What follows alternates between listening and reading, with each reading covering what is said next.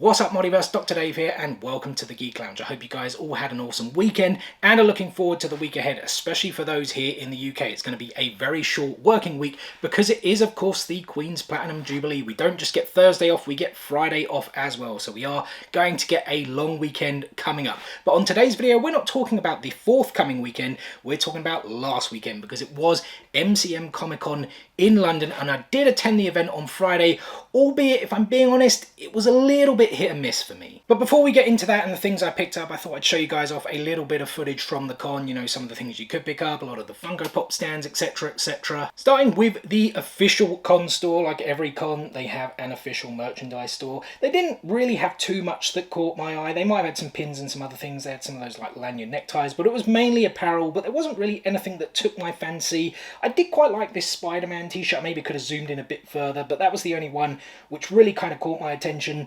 We then had a lot of stores, as you would expect at cons. This one was a huge Pokemon store. They had a lot of cards. It brought back a lot of nostalgia with me. I actually have a lot of these cards here in this case, and as you guys can see, they had tons and tons of holos. You could trade cards and sell cards and other things as well. There was this Bob's Burger van, which they were giving away 200 free burgers, but I didn't really get to that quick enough. They had lightsaber training, as you guys can see here. It was pretty cool. It was like fully booked, I think, for the whole weekend though, so you couldn't get in. You had to book it beforehand, but that was pretty cool to see that. And then, of course, there were a lot of Funko Pop stores, but the big ones were a little bit annoying because everything was kind of at the back, as you can see here. And I guess my eyesight is getting worse because I was struggling to see a lot of things. I mean, I can't really pick out too much here. You guys can see a lot of anime. I think the con in general was very anime focused. There was this Villains Show special Funko Pop. I don't know if that was supposed to be an exclusive to the show, but it was something they were selling. But as you guys can see there,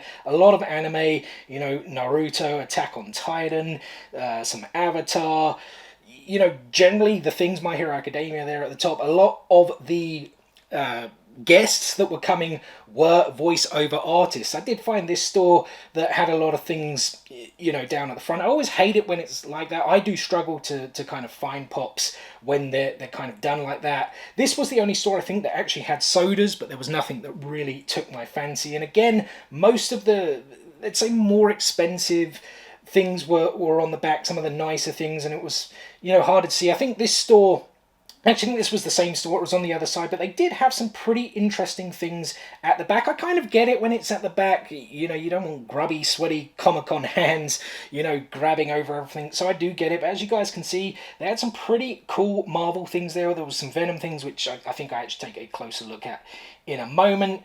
You know, some more Marvel things.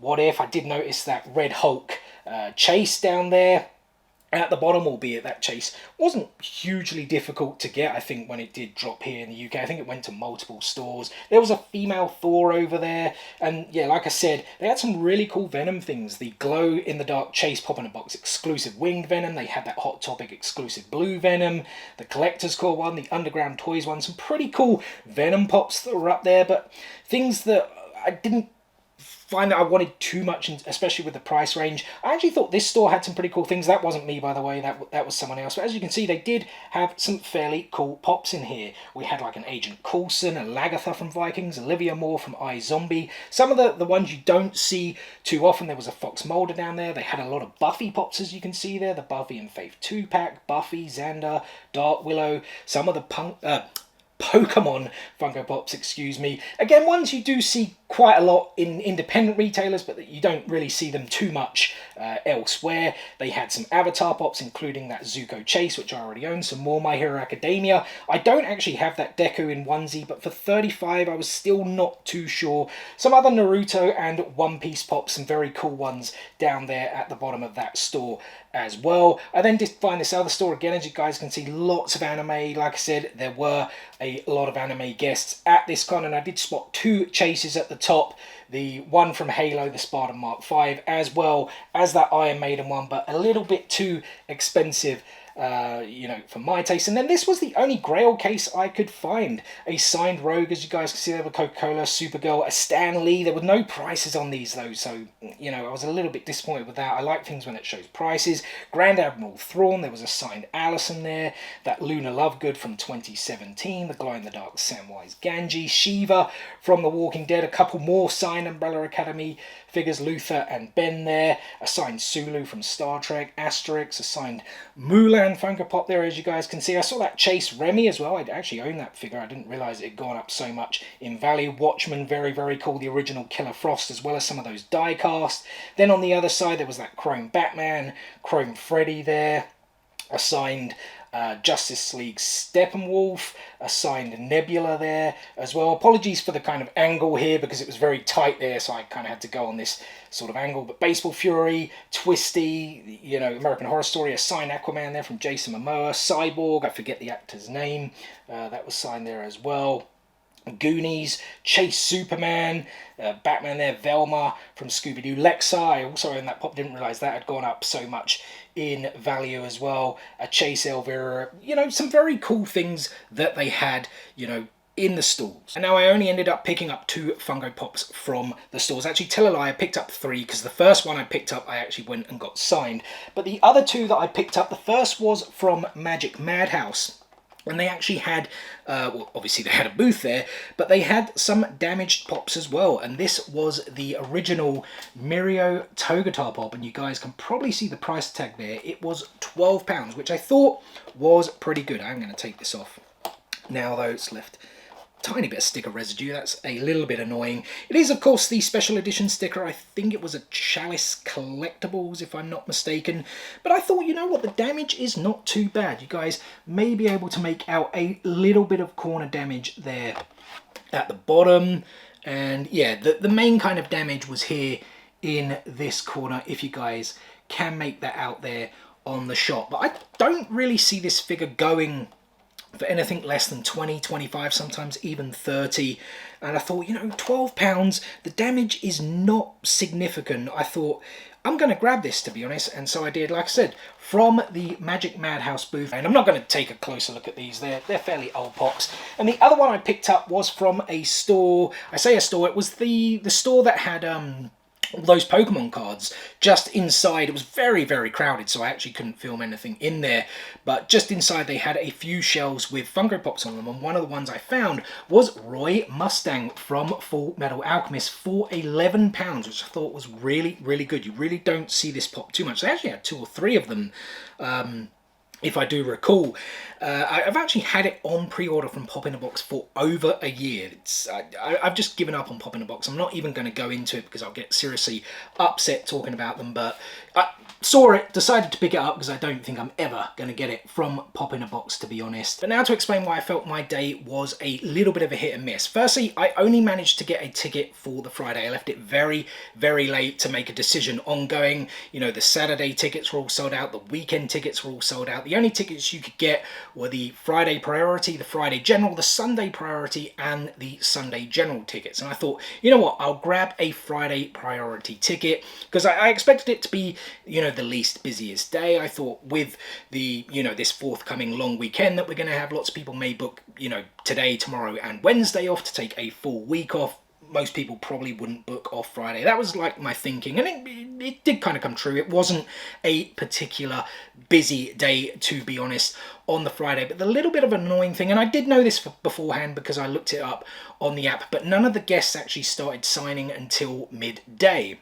Yet the priority ticket for the Friday lets you in at 10, so it was kind of a little bit pointless. Maybe, well, I say pointless, I don't know, everyone has their own things that they want to do at Comic-Con, but I tend to think that people that pay for the priority stuff, and especially things like diamond passes, I don't know if MCM actually do diamond passes, but it's, you know, to get at the front of the queue so you don't have to queue, you know, so long for the guests you want to see.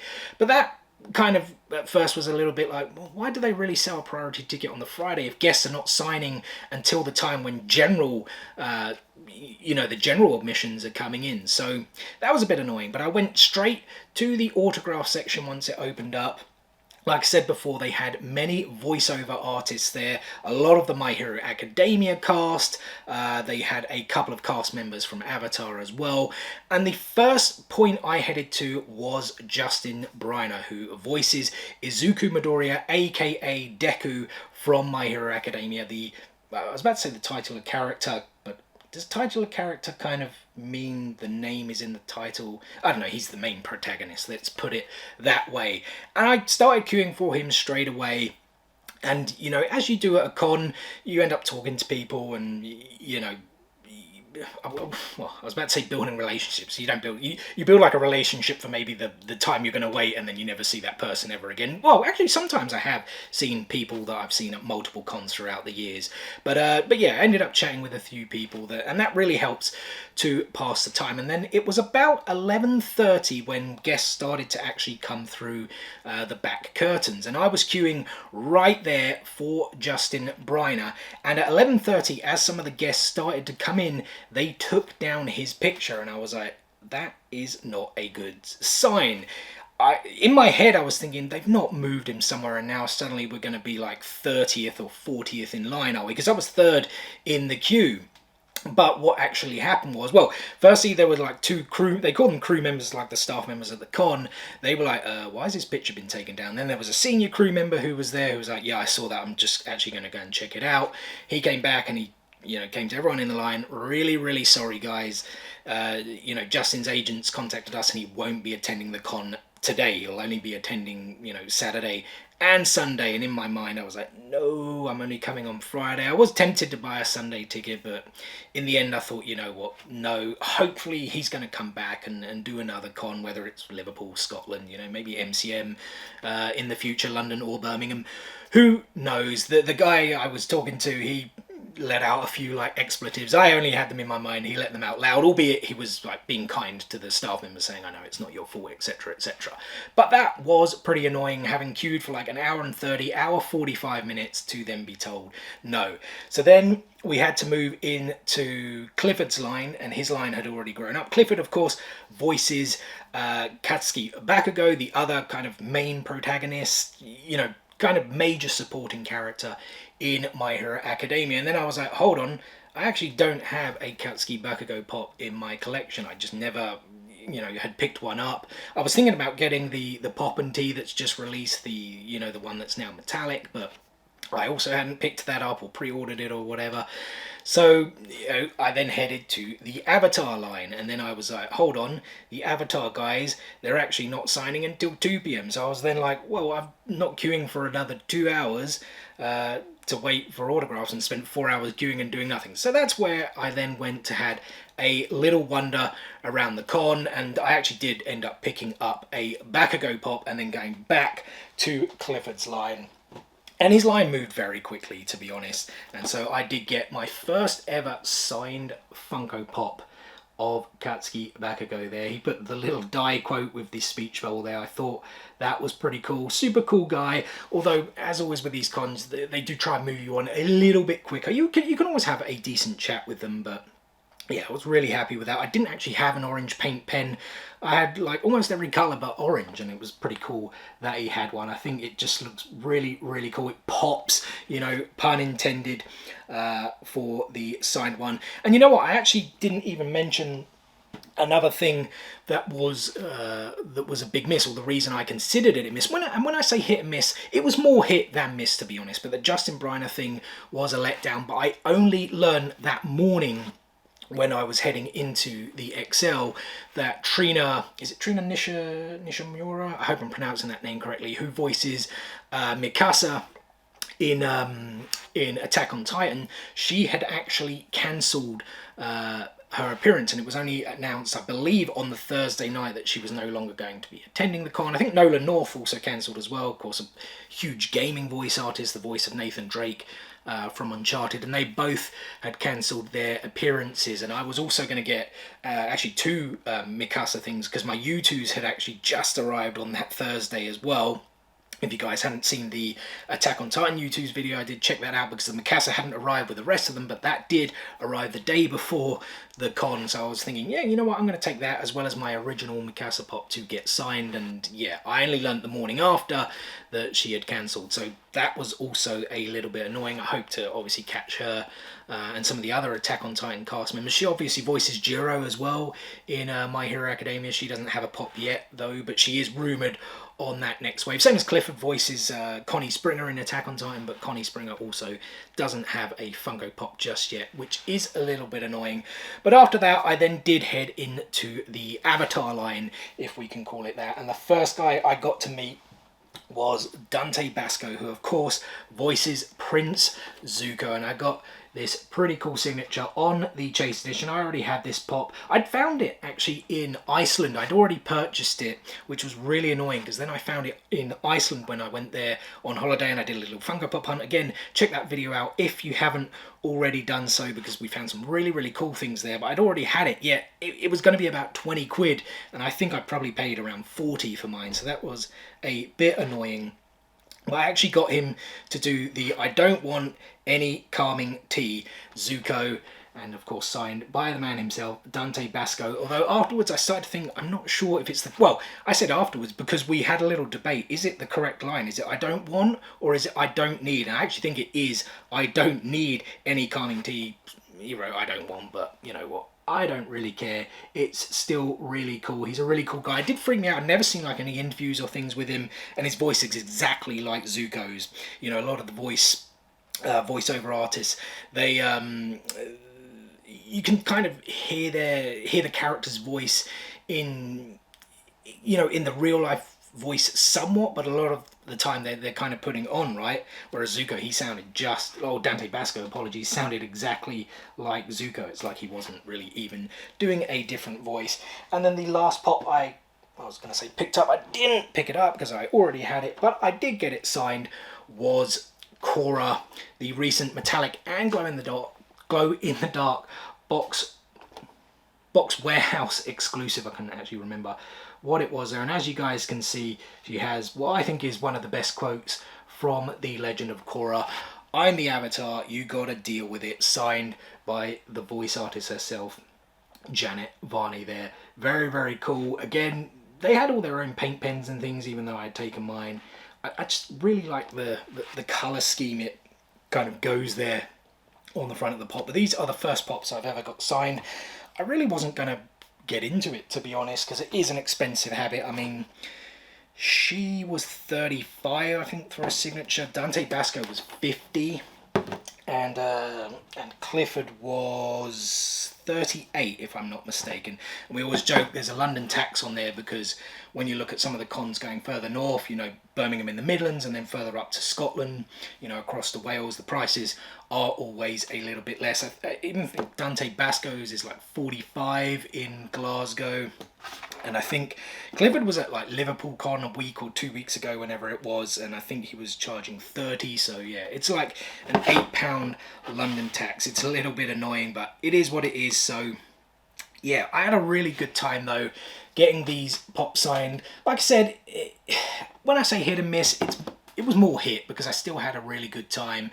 I honestly wish I had decided to go, you know, a lot longer and when I say a lot longer, I mean a long time ago. I decided to go and actually pick up a weekend ticket, because then, you know, I could have, you know, enjoyed the con a bit more, walked around a bit more, you know, certainly got some more footage, because there was other really cool things I didn't film. There was, you know, there was a big gaming village. They had this big Halo thing you could get involved with. Obviously, there was like, is it like K-pop Asia and things where you can sing anime songs and all things like that, Asian music, a lot of Asian food.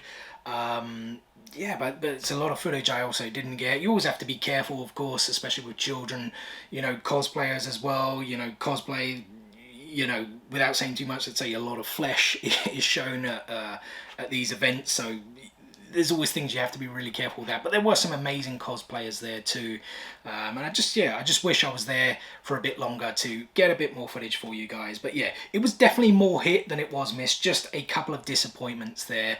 You know, I'm looking forward to some other cons in the future. I think I am going to head to Glasgow in October. There's some really cool guests there. Again, a bunch of My Hero Academia cast members. I know Ewan McGregor's there. I don't think he's signing, but you can get pictures and things, and there's a whole bunch of other people there. But yeah, guys, that was my MCM Comic-Con haul, if we can call it that, and yeah, I think a pretty good time. And so that is going to do it for today's video, guys. First and foremost, thank you so much for taking a little bit of time out of your day to spend with me here on the Geek Lounge. I hope you guys did enjoy this video. If so, be sure to give it a like. Drop some comments below. Did any of you attend MCM Comic-Con in London, and did you enjoy yourselves? And I've been banging on about it for a while now, our Star Wars celebration here on the Geek Lounge. Tons and tons of videos coming up over the next month, so make sure you stay tuned. What's the easiest way to stay tuned? Simple. Subscribe. Hit click, smash that subscribe button, and enable those notifications so you don't miss out on any of those future videos. Guys, thanks again for watching, and we will see you on the next one. Peace out, nerd.